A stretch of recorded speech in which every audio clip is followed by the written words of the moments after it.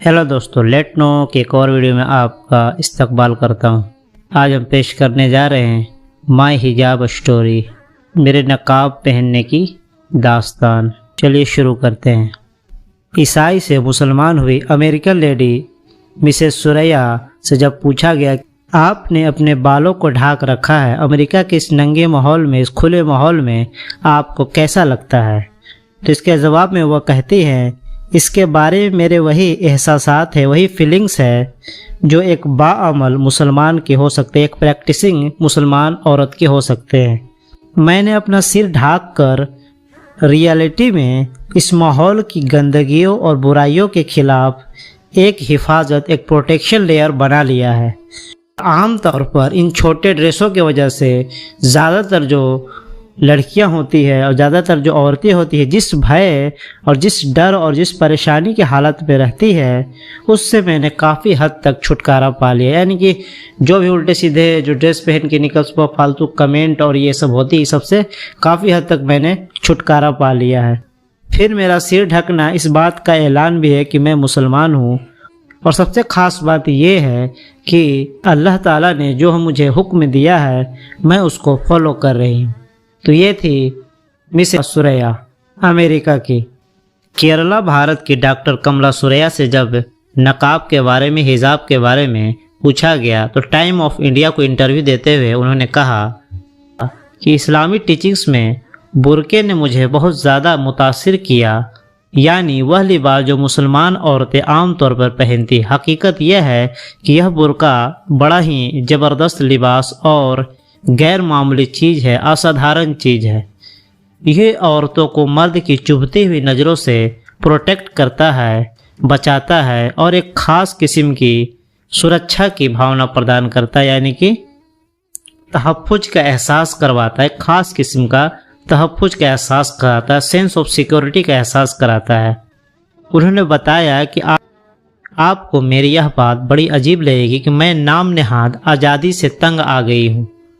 मैं नहीं चाहती हूँ कि कोई मर्द मेरी ओर घूर कर देखे, इसलिए यह सुनकर आपको बड़ी हैरानी होगी कि मैंने पिछले 24 सालों से समय समय पर बुर्का ओढ़ रही हूँ और इसके फ़ायदों से मैं काफ़ी मुतासिर हुई हूँ। शॉपिंग के लिए जाते हुए, कोई कल्चरल प्रोग्राम में जाते हुए, यहाँ तक कि फ़ॉरेन के यात्राओं में कि देश से बाहर जाते हुए भी मैं अक्सर बुर्का पहन लिया करती थी और एक ख़ास किस्म की मुझे तहफ़्फ़ुज़ का एहसास होता था और अंदर से एक अलग टाइप की फीलिंग आती थी, बहुत ही अंदर से एक सुकून टाइप का फीलिंग आता था और अपने आप को काफ़ी प्रोटेक्ट में समझती थी।